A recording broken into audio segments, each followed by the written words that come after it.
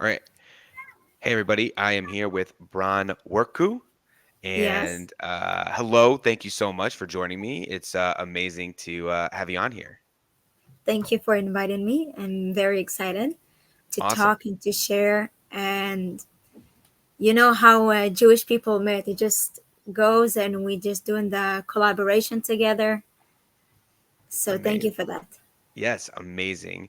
I am really excited because, just to kind of give everybody context, Braun is actually a little bit of a smaller creator. She has less than 10,000 followers on TikTok, but she made this beautiful video about Sukkot and about Beta Israel and about Yom Yom Kippur Kippur. specifically. I'm going to do Sukkot today, actually. Yeah.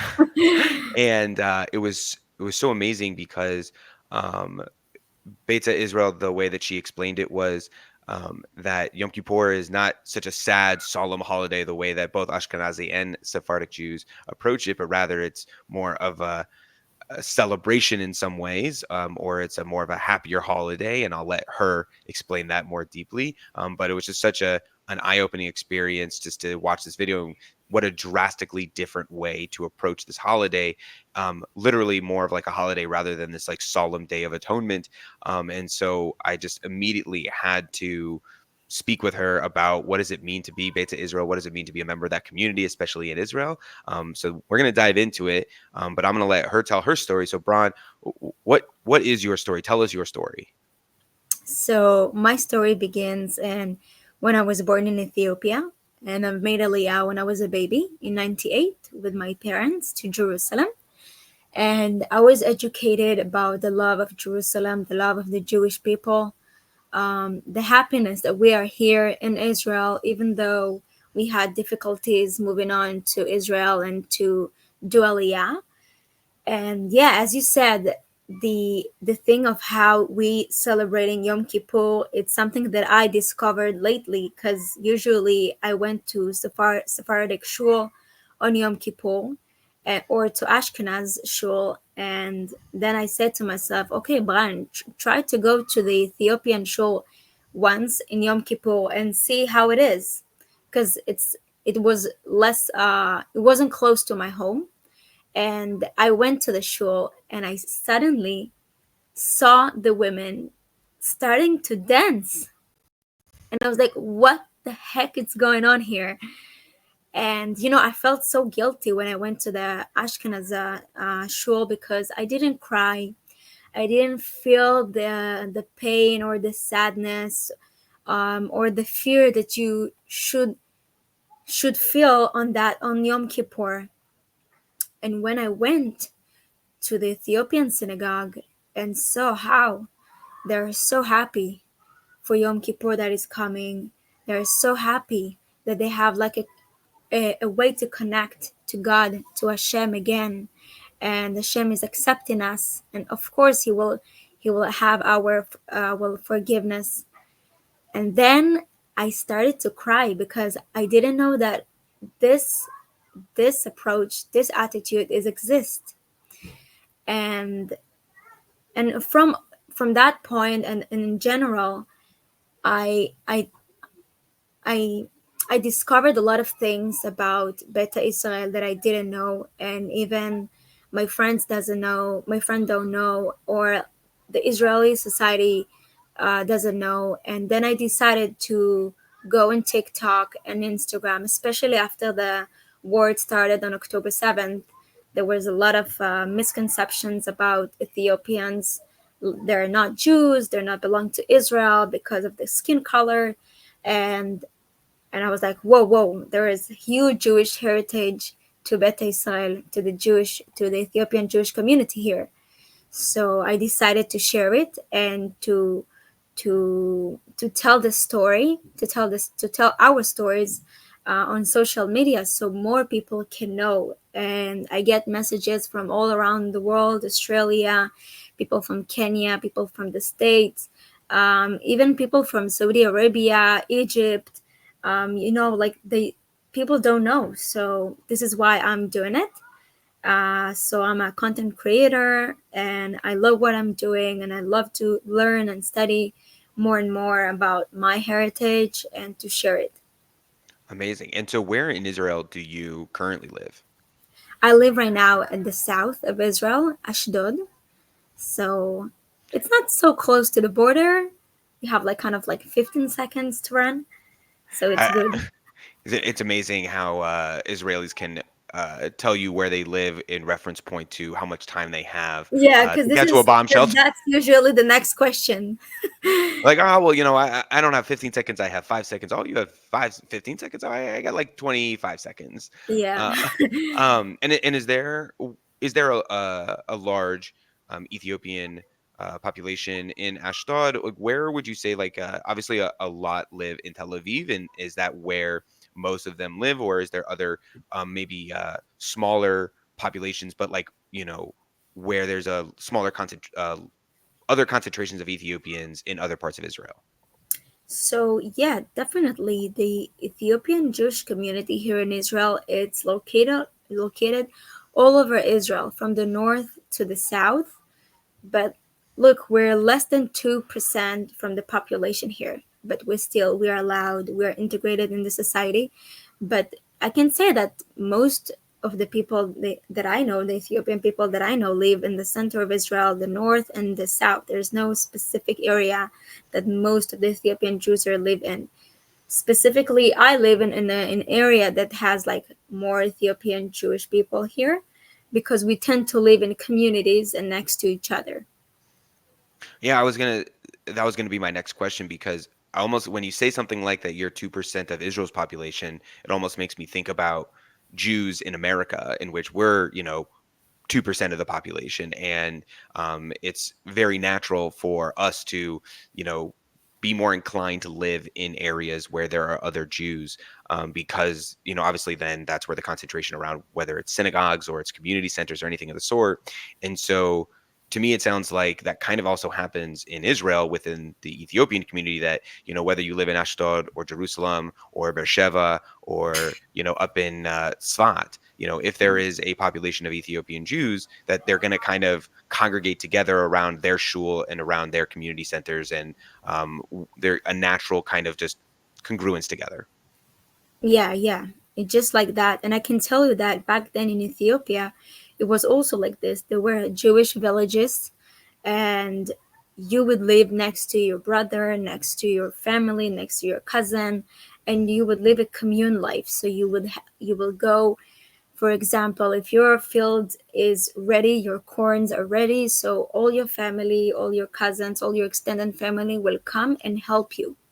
And next week we're gonna help to your brother with his coffee beans, and next week and after that we're gonna help to your cousin with his tomatoes. So the concept of living together, it's coming from helping each other, and you know that you're never alone.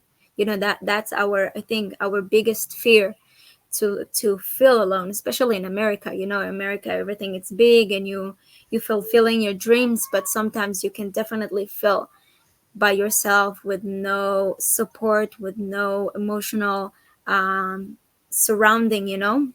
So this is what the thing that it's also maintained here in Israel, that we as a Ethiopian Jewish community, we're helping each other a lot.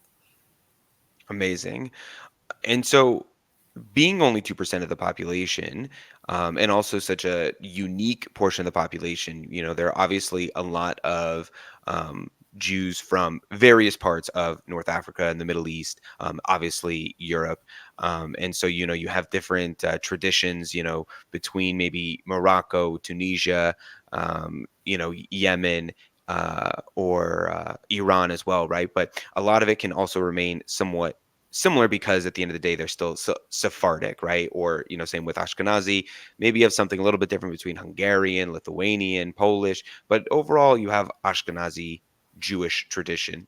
Beta Israel is so unique in its location and its history, that I'm wondering what is something that's like really unique about Beta Israel beyond obviously the Yom Kippur celebration, but in general, when you're thinking about kind of like what is this unique thing that sets us apart from all other forms of Jewish communities, what is something that you really point to that's like, wow, like this is something that's really interesting, something that's really cool about Beta Israel and our traditions? So I can think about two things. One is that the traditions are very different because they're not based on the halacha, they're based on the Torah. So the kesim, it's like the rabbis of the community. We call them kehanot, kahan from kohen. Um, so they were leading the community, and the how the traditions were built, how the traditions were, how the I'm sorry, my brother. How the traditions were is that it wasn't it wasn't lean on the halacha. It was lean on the Torah. So there are a lot of differences in how you practice your daily life, your daily Jewish life in Ethiopia, compared to the halacha, compared to the Jewish life in the diaspora. And for example, you have the Yom Kippur and how we celebrated it. We see it as a Yom Tov. But for another example, the Jewish community in Ethiopia in Sukkot, the Sukkot, the holiday that we have tomorrow, is that they they had one sukkah next to the synagogue, and that's it. It's not like you see, like in my neighborhood I see like a couple of sukkot, and everyone needs to build his own sukkah, and he needs to host people. But in Ethiopia it wasn't like that. It was close to the masjid. It's synagogue in Amharic, and everyone would come together and gather together, and the kesim was blessing each other, and the concept was helping each other, to each family that need help with food, with any other help. And that's the main difference that you can point out and say, okay, this is different. For example, we didn't celebrate Hanukkah or Purim because it was based on the halacha, because it was evolved from the Jewish history that we were not part of it, because we were separate from all around the world. We were in Ethiopia, and we didn't have the connections to the other Jewish communities back then in the time. Another thing that I can tell you that we still maintain it is the again it's the commune life and the taking care of each other. For example, if we have, let's say, funerals, so I can share from my experience that my dad shared with me, that if someone needs help in the funeral, if someone died, so he and his Ethiopian friends from their work, stopping their work, going to the funeral, helping whoever needs help, even if it's if even if in the middle of the work, usually we need to work 9 to 5, we have work, we need to take care of the families, and the concept is that you are here for your friend, for your family, for your member of the community. So you are here for me and I'm here for you. That's the concept. And I think also this is what also differs from the Ethiopian community and the rest of the Ethiopian communities, because the mindset is that there's, because we are here one for each other. So for example, there was no such a thing praying 3 times a day in the Ethiopian community. The kesim, the kehanoch, were praying for you because you needed to go to the field and work, and your wife needed to be the household and to take care of the kids and to take care of the farm and the sheep and everything. So you don't have time to pray 3 times a day. So the kahanoch, the kesim, would pray for you. So the mindset is that we are here we are here for each other. And the mindset, as I see in the halacha world, it's more individual. So you have like certain mitzvah that you need to do, and certain traditions that you need to do, and everyone is like individual. But here it's a little bit different. You know, it's so interesting because I've seen a couple of videos on TikTok and all these kinds of stuff, that randomly pop up and they talk about Beta Israel. And one of the things that they make, or the comments that they make, is that if you look to Beta Israel, especially inside of the Ethiopia, that that is actually the closest that we probably can come to that replicates or that reflects what was Judaism in traditional times. Because, like you said, I did not realize that Beta Israel doesn't follow halakha or have rabbinic Judaism, and instead they only follow the Torah. And so, as a result, if that's really the case, then truly that would be what is the closest we have, almost like as a way to look into the past, that says that this is what it was like to be Jewish in ancient times around the first temple when the Torah was first written in Jerusalem. And so the idea that you have the Kohanim, you have people, we're praying, you go and do the fields, that we don't celebrate Hanukkah, we don't celebrate Purim because that's not part of our story.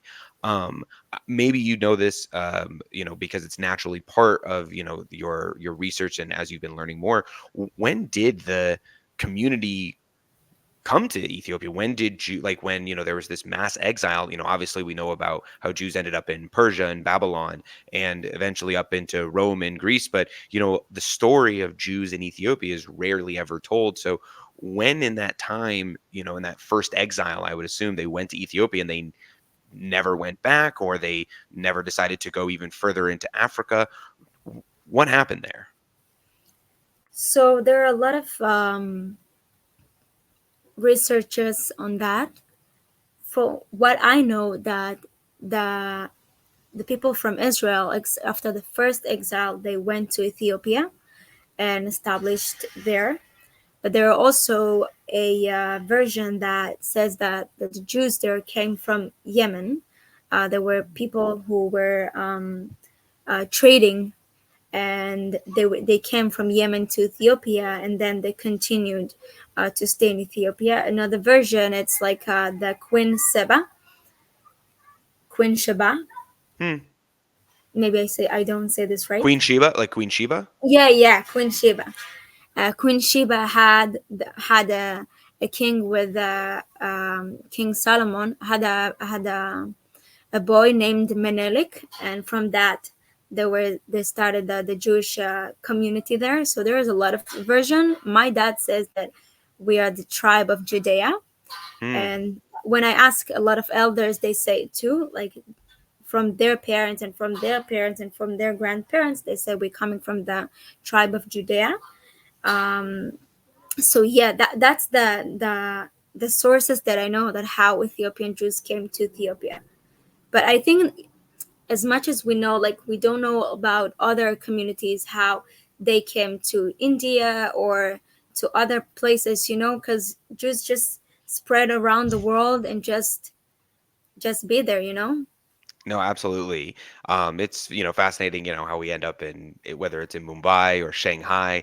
There's just such this beautifully unique community from Ethiopia, and it's interesting you mentioned Yemen because I think that Yemenite Jews so often get lumped in with other Mizrahi Jews when they really shouldn't be, because Mizrahi Jews are really from they say the Middle East and North Africa, but Yemen is It's so not part of far. Africa. No, and I think that people just say, oh, Middle East, Saudi Arabia, Middle East, everything of the sort, and they don't realize that when you actually look at a map, that Yemen is so far south and is so separated from the rest of North Africa, from the rest of the Levant and into Iraq, that like it really did create its own unique culture, very similar to the idea that Ethiopian Jews also created their own very similar unique culture. And so how then has the Beta Israel community now being in Israel, right? Because you have this very distinct way of practicing Judaism, right? You don't celebrate Hanukkah or Purim according to your tradition, but now obviously you have such this large community in Israel. You have all of these Ashkenazi, all of these Mizrahi, all of these Yemenite Jews who do follow rabbinic Judaism, who do follow halakhic Judaism. You have the chief rabbinate, you have a chief Ashkenazi rabbi, you have a chief Sephardic rabbi, And there is these big celebrations around Hanukkah and Purim. What does it look like inside of your community when these celebrations are happening?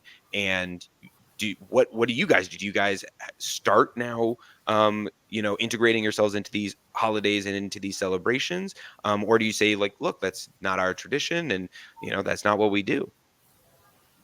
It's a beautiful question because it's quite divided in the community because there Classic are Jews. people, yeah, there are people who says, excuse me, like this is my tradition. Why would I change something from my tradition? I wouldn't add to it. So there are Ethiopians who don't celebrate Hanukkah or Purim because they say like my community didn't do it back then in Ethiopia, and especially like they don't follow the rabbinic halacha, um, especially with the challenges that the Ethiopian community faced with the rabbanim in Israel. And there are some people like that fully accepted the rabbinic, the halacha world. In my community, in my synagogue that I go to, that we combine both.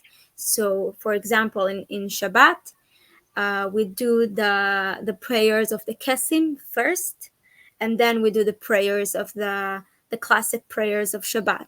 So on Yom Kippur, the Kesim going up and blessing everyone, and when the tefillah is over, they also blessing everyone, and we all listen, and the mothers are praying. In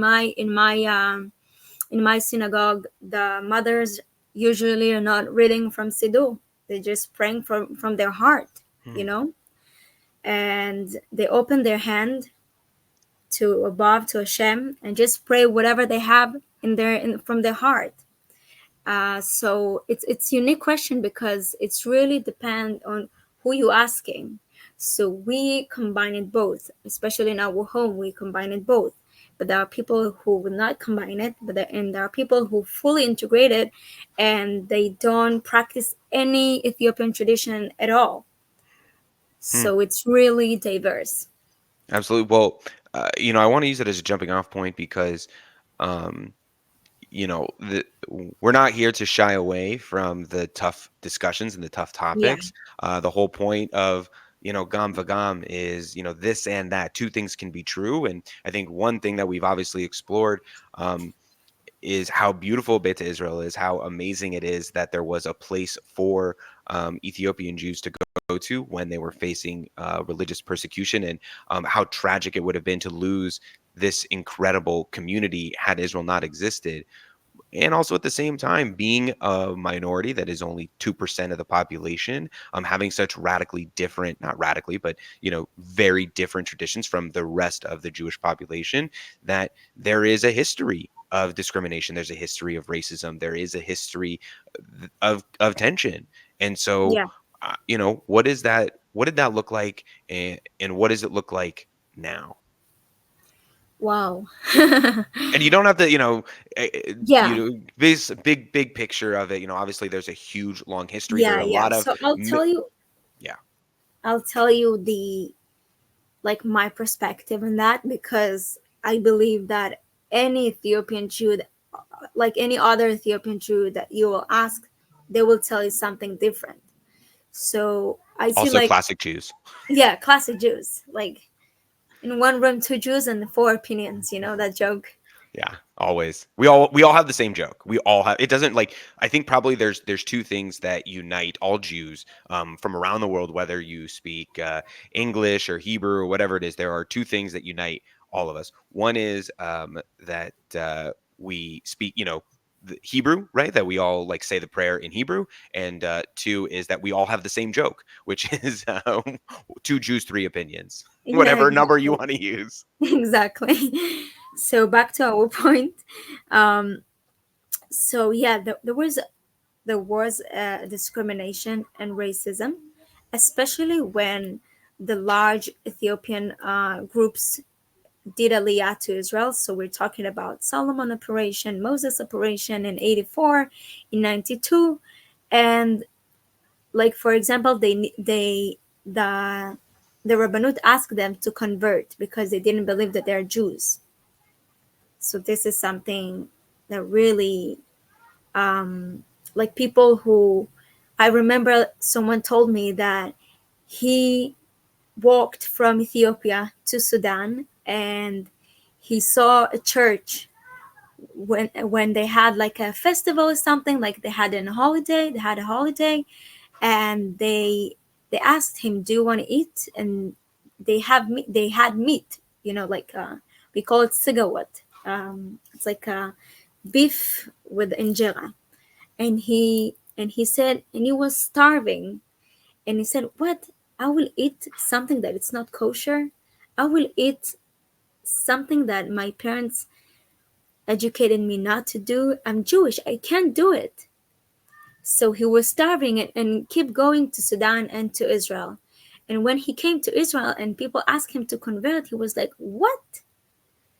And then he got remember the scene that he had with the church, and he screamed.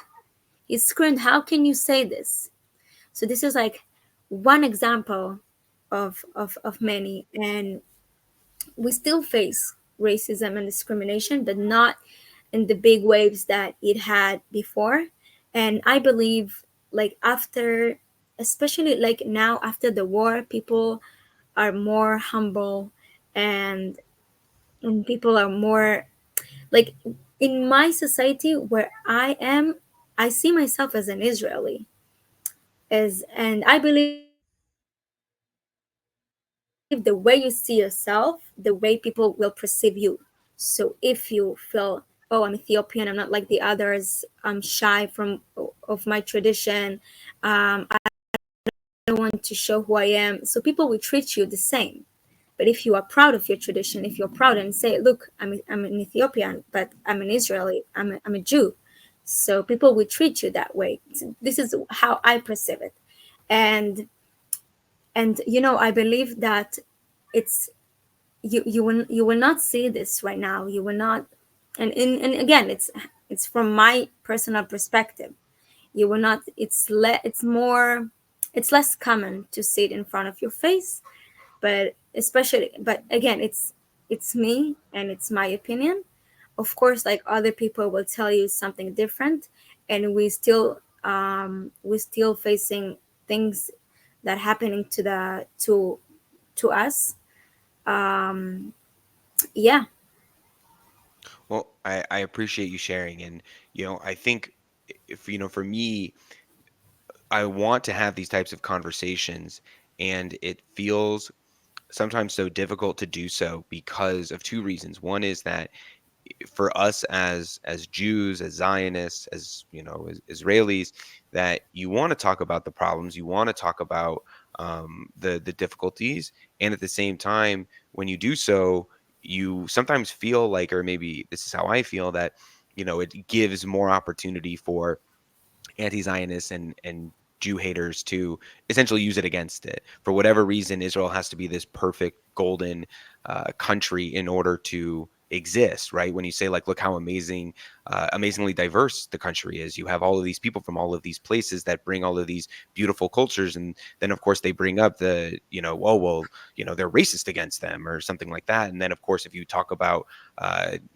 the racism that in any other culture or in any other country, it's like, that it is what it is, right? That's just what happens. Like, it, for whatever reason, racism inside of Israel is a means or a reason to dismantle the entire country, versus it is essentially accepted in every other country and every other society. It's never a justification for its entire dismantling. And so, again, two things can be true: that Israel has this incredibly beautiful melting pot, very similar to America, and also very similar to America, it has its problems in all areas. And so I just appreciate you being honest about it. Thank you. And I want to add that the, it's all start with education. As I said, we are less than 2% of the population. So there are people here who've never met Ethiopian Jew, and they have like only the stereotypes about it. So what we are doing, like I am participating in an NGO program that teaches about Ethiopian communities and Ethiopian traditions, and especially when Sigd, do you know what is the Sigd? It's a Jewish Ethiopian holiday. that celebrated 50 days after Yom Kippur, and it's a big thing in the Ethiopian community in Israel and in the diaspora to Jews, and it's started in education to teach and to share about your values, your how your community celebrated. And this is what I'm doing on social media. So first it's education, second it's we need to talk about the elephant in the room in order to bring solutions, in order to see where the young generation goes, and it's always a progress. You will not see a progress within 5 seconds. It's still a progress, and we're doing well. And I have friends who are Moroccan, who are Ashkenazi, who are like in all from all the traditions from all the world, and I always see them like as an Israelis, and they see me as an Israeli. They don't say, "Oh, you're an Ethiopian. Oh, stay back there." No, we're truly brothers and sisters, and this is how I perceive it. Of course there are challenges, and we did protest, and we're not the same generation of our mothers and fathers who were shy and respectful to others, and they didn't want to do a mass or to talk about the elephant in the room. No, when there is a problem, we're going to talk about it, we're going to discuss it, we're going to face it, we're going to protest about it until we have the solution. So we're doing the change, and change, those trollers that says that Israel government doesn't care about the Ethiopian community, it's a lie. Because first of all, when we made Aliyah to Israel, we got a lot of facilities from the Israeli government. That's first.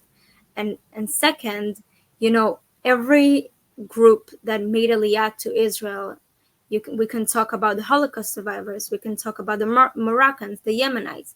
They faced also challenges from the government, from the people who were already in Israel. So I believe it's like part of the Geulah, to go and to face the challenges and to be part of the Geulah, because I'm not begging to be here. I am here. I am part of Israel. It's we, the Ethiopian Jewish community, we are like essence and part of the Israel society.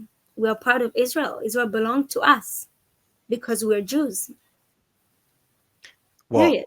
that I think is the most beautiful thing to end on. I want to put a period on it, A because this period, is exactly. it's just there's such a beautiful thing. I don't think there's so many Well, more things I could ask about, but I think just from a time perspective, I just would love to end it on that, because you said it so beautifully and so eloquently, and really captured the essence of these types of discussions that we do need to have.